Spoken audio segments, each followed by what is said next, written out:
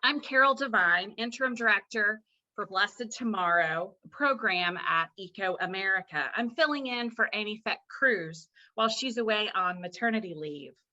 On today's special episode, we are joined by Reverend Dr. Wilson Dickinson and Dr. Sarah Spengeman to discuss parenting during climate change. Join me in welcoming our guests. The Reverend Dr. Wilson Dickinson is a writer, teacher, preacher, organizer, climate activist, and father of a beautiful 6-year-old. He is the director of the D-Min program at Lexington Theological Seminary, where he also teaches theology. He leads an organization called The Green Good News and is working on a book now about parenthood, climate change, and the Psalms.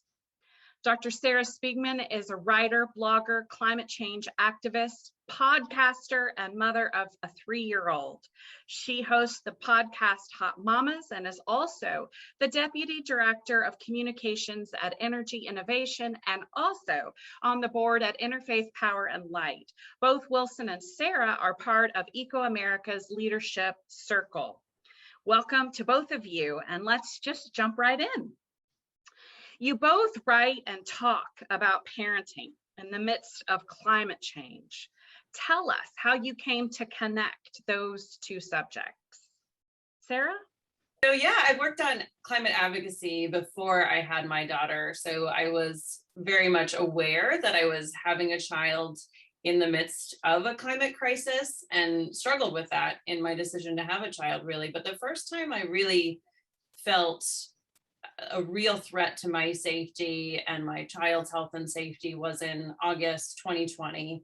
In the middle of the pandemic, we were hit here in the Bay Area with dry lightning strikes all around the Bay Area. You might have seen it in the news. And then we're really engulfed with flames around the entire Bay Area. And that set off months of devastating fires. And for about a month, it was completely unhealthy for us to go outside and breathe the air.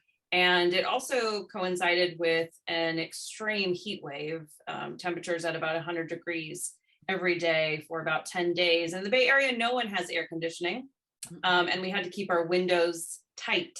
So to keep out the smoke, very, very dangerous toxics in the air. And that was I was really worried for my daughter. It would be about 90 degrees in her room at night.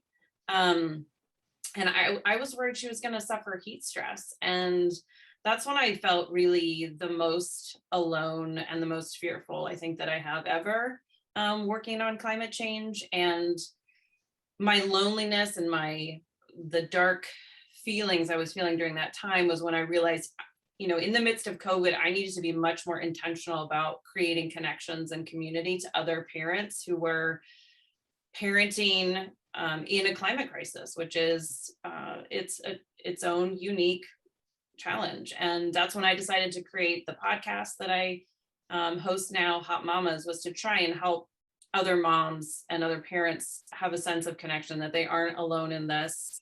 And there's a community of us out here trying to create a livable future for our kids. Yeah, thank you. Wilson? Yeah, well, I want to begin by also thanking you, Carol, for the invitation to be here. It's great to be in conversation with you. That's been a long one. You're a friend and guide for me in a lot of these issues. And it's great to be here with you too, Sarah.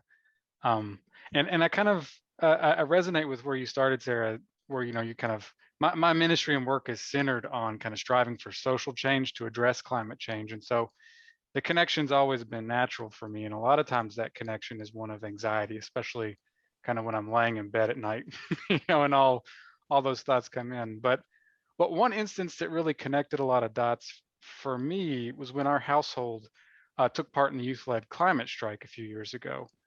And I've been to a lot of climate protests, and in Kentucky, which is a very red state, those events are not exactly inspiring typically, but something different happened at that climate strike when children and young people held up the signs and those same old slogans, and they raised their voices at the Capitol building, which is the center of a certain kind of power. And it just really struck me, and it struck home, that there was a different kind of power that was at work there. Right? So there was an alternative energy that pulsated through that event. And part of that was that climate change was in that moment not abstract at all, right? But in the face of my son, clutching his little sign, standing on the Capitol steps, it was just so clear how urgent it was, and how close it was. And I think another part of it was that in the faces of those youth, it was just so clear how the future is not yet written. There's so much that's unknown, and there's so much still to be done. But maybe the most powerful thing that kind of was connected at the youth climate strike was just the reminder of the power of love and relationships of care. So it kind of in that moment, it incarnated for me that we have to approach this problem that's planetary in scale, not by trying to change minds, but by trying to transform our shared lives. And so we can build up relationships and communities that are beautiful in and of themselves, but that also have the support and courage to push for radical systemic change over the long haul. So I see in the practices of parenting being like kind of a key part of this. So, because in our time as parents, we're constantly surprised and reminded about what's possible with our kids. We're constantly seeing kind of the urgency of the future kind of running around in our houses. But most of our homes can become schools, and they can be places where we can learn and experiment with how we can live more justly and joyfully. Thank you. Well, both of you have talked about really the fear, Wilson, of waking up in the middle of the night, and Sarah with just the real fear of the health of your daughter. But I'm just wondering how your children help transform the fear that you have into hope. You've kind of touched on it already a little bit, Wilson, but tell me more. Well, I guess one example, like, one of the joys of parenting is getting to play with your kids. And playing is not just fun, though. I mean, it is fun. But play is like world expanding, right? And so if you watch kids, you can see that oftentimes what they're doing when they're playing is that they're taking on the roles that they see adults play, in their culture, and they're experimenting with them, and they're, dressing up and trying them on for size. And they're often doing this in a way that's kind of silly or mocking or creative. What they're doing is they're expanding and exploring what's possible. And so now, whereas my son, when he plays, he's sometimes projecting himself into some version of the adult world. When I play with him, I'm often given some breathing room from like the roles that I'm supposed to play as an adult. And that doesn't just mean I get a break from my responsibilities, but if I really enter into it with my imagination, I can stop taking myself and the pressures for success or productivity so seriously. It's in, I guess, as Walter Benjamin and Cindy Katz show us, like the aspect of play has revolutionary potential, right? Because I think one of the greatest barriers to a hopeful future are all of the old roles and dreams that we've inherited from a workaday neoliberal world that seeks happiness through wealth and individual success. So when I'm playing with my son, I get some breathing room to see that there is more to me and my life and my relationships than those roles. And that there's also this whole just buzzing and beautiful life hiding in plain sight. And so like play lets us begin to enter into a world centered on collaboration and joy, rather than competition and efficiency and productivity. Right, so I guess if I can return to the question about kind of stress and the dark night, I think beginning to see with my imagination and through playing with my son that this whole alternative world all around us kind of lifts some of the burden that's at the heart of stress. And I don't know of any other better balm for stress than joy and hope. Yes, nice. Thank you. Sarah, what about you? That just resonated so much with me. I'm reminded of Hannah Arendt. She talked in The Human Condition about how children really are always a sign of hope, because they bring new possibilities with them. Every new individual is unique and brings with them that ability to create new worlds. And so what you said, Wilson, just really resonated with me. And I think one of the things that we've been doing a lot, and really it's come out of knowing that being outside is such precious time, because we're living in California, where now much of our summer is threatened by wildfires. So whenever we have the opportunity to get outside and soak in the beauty of Northern California, our majestic ancient redwoods and our stunning ocean cliffs and all of the wildlife, that's really when I feel the most connected to God. And the wonderful thing about having a child is being able to see everything in the world for the first time all over again. So nothing is boring, everything is unexpected. And, I think just wondering at the tiny ants building a hill or the wriggling worm, that is really how I have been able to reduce stress. And I mean, there's medical studies that show being in nature actually, reduces stress hormones, it boosts your immunity. And that to me seems, like God's blessing. But really just being in nature and being with her, my daughter, in nature. And that really is restorative for me and for our family. And just trying to nurture that sense of wonder in her, because I believe that sense of wonder and awe in the majesty and the intricacy of our interconnected world is really the foundation for the urge to protect it and to really steward this gift that God has given us. I love that. My kids are all young adults now, and so I'm just thinking about when they were little, just from you talking, and what precious time that is. You both have already today referred to kind of the importance of relationships and community, and I just wanted you to talk a little more. We'll start with you, Wilson, about why community is so important in addressing climate change and in having hope. Well, yeah, community is important in the climate part and in the parent part. And we do this kind of weird thing, at least at the culture I'm a part of, where we take the two people who have no experience with raising children and we put them in a house, or sometimes one person in a house alone with themselves with a newborn, and say, good luck. Right? And we do that in a work world that's increasingly demanding and exploitative and harsh, and just parenting on its own is exhausting, and done in isolation, it's just crushing. Which is even harder because you have like this cognitive dissonance where you're completely burned out while you care for the most precious, beautiful, and fragile being you're ever going to encounter. And I think we do something similar with climate. So individualism of our age often leads us to look at our private actions of consumption, right, as the only way to change. And I think that's a trap. Right? There's a reason that the term carbon footprint and those first carbon lifestyle calculators were put together as part of a marketing campaign for British Petroleum. Right? As long as we're made to feel individually responsible for a problem that's rooted in systems that are planetary in scale, we're going to be overwhelmed and avoidant.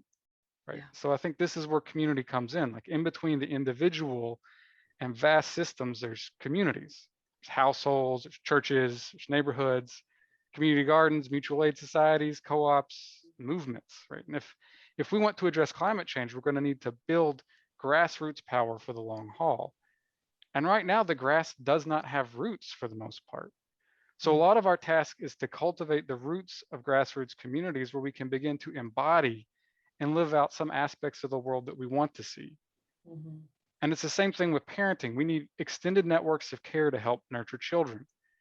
And community is the most precious thing that we can give our kids. Right? So the world simply cannot sustain all of us trying to acquire our own private giant pile of goods and wealth to keep our children safe and sustained in the future. And besides, life in gated communities is kind of sad and isolating. So what the future and the earth and our children need are based on love and sharing and cooperation and care. And the good news is that's what we all need. Yeah. Sarah? Yeah, I mean, Wilson, everything you want to say, I just want to be like, amen, brother. Yes. Yes. I mean, I think in my own experience, I have come to see that fear and despair comes in isolation, and hope and promise come in community. And hope isn't a feeling, it's a practice. It's something we do together and create as a community. And like Wilson said, we together can build the world we want to see. None of us can do it on our own as an individual. And as a parent, you know, like Wilson said, we weren't meant to do this alone. I think before modernity, no human beings raised their children, you know, in single family homes in isolation. That's just not, we're social animals. We're created for community. We're meant to be in community. And we're meant to carry our pains with, you know, together. We're meant to celebrate our joys together. And I've thought about, you know, I have an only child, and I thought, well, I'm an older mom. I've had my child later, a little bit later in life. You know, what am I?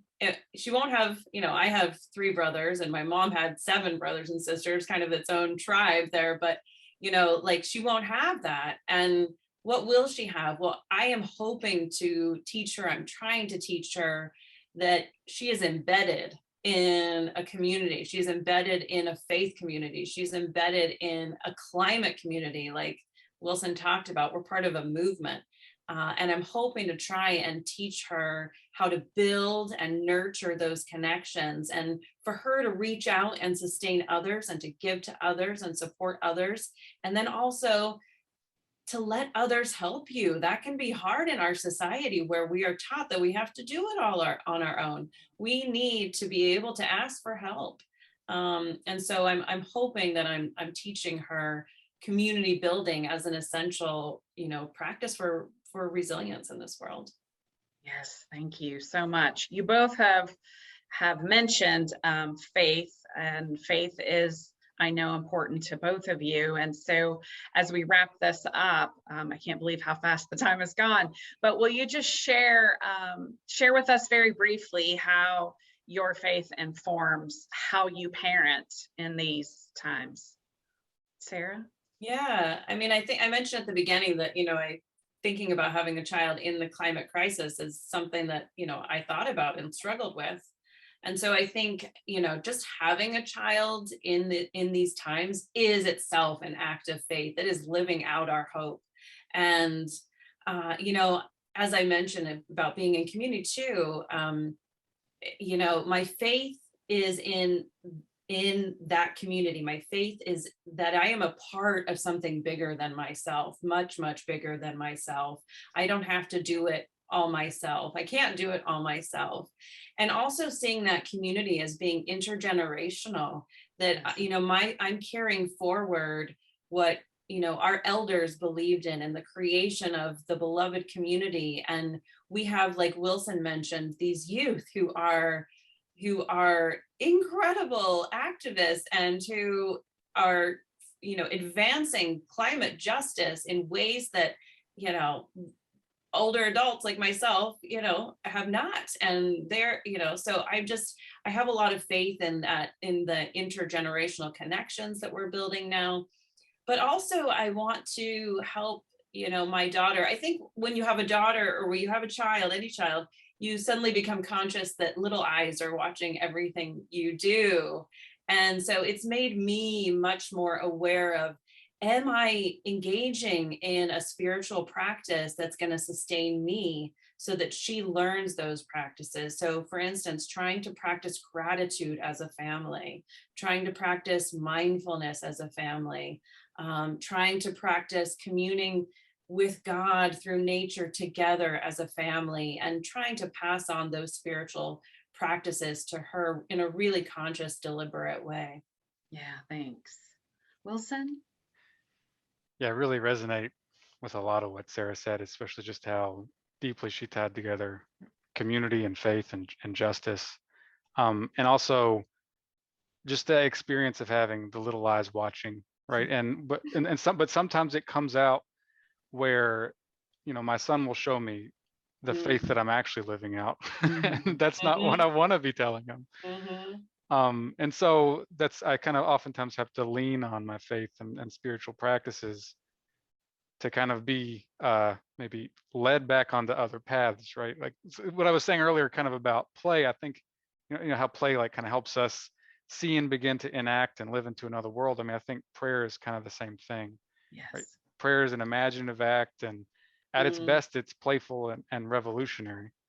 Mm. And so the book I'm currently working on parenthood and climate change in the Psalms, I turn to the Psalms as prayers that show us, how to pray in ways that transform our hearts. Because I'm just often at a loss for words, with all the anxiety and fear and despair that kind of, I guess, it burdens me with climate change, or even the words that I have, they just kind of leave me stuck. And so the Psalms give me a way to pray that gives voice to the suffering, but it also holds it with deep faith and courage and love and hope. And the Psalms don't just give us ideas, but they give us practices that reorient our daily lives. And so again, in the book that I'm working on, I'm trying to read the Psalms through my life as a parent, meditating on the Psalms while also meditating on everyday aspects of my life with my son, to see the sacred and beautiful life that's hiding just in the world around us. So if, for example, like the prayerful poetry of the Psalms, it can help us see the way that the world around us is not just a collection of natural resources, right? But it's that creation and the creatures are part of a chorus, right? That's singing praise, and we're a member of that, right? Yeah. And I could see that, and like Sarah was saying, with when you're outside with your kids, you can see that more so clearly when you just get the kind of reflected wonder that they have at simple things, right? And so in that book, it's my hope that the Psalms and parenthood can be mutually illuminating, right? That reading the Psalms, the experiences of parenting, brings the scriptures into living color, and coming to understand my role as a parent through the creational and justice-centered language of the Psalms, hopefully that also kind of peels back the artificial and superficial kind of technicolor of narratives that often distort what I think I'm supposed to be doing as a parent, and reveal instead kind of a different path. So my faith in some ways is kind of a comfort and a refuge, but most of all, I see the Christian traditions that I come from as providing us with a moral imagination, with communal practices, spiritual exercises that can transform our everyday lives and our communities. Right. And so I see this in the Psalms and prayer. And in my last book, The Green Good News, I explored how this is precisely what we see going on in the Gospels and Jesus' ministry of teaching and healing and organizing. So for me, the life of faith is at the heart of the great work of participating in the healing and redeeming of God's good earth. And so is parenting. Yeah, that's a great way for us to end today. Thank you all so much for being with us. It has really been such an honor and blessing to be with you both. Thanks so much for sharing your time and your wisdom and knowledge with us. Listeners, please learn more about the work of our guests. Check out the Green Good News website and the book by the same name. And please listen to the Hot Mamas podcast and let us know what you think. Engage with us online with the hashtag Let's Talk Climate, and be sure to subscribe and follow Blessed Tomorrow and ecoAmerica's Climate for Health for the latest resources. And you are invited to the 11th Annual American Climate Leadership Summit, which will take place virtually March 28th through 31st, 2022. Please register now at acls2022.org. And from all of us at ecoAmerica, thank you for joining us today.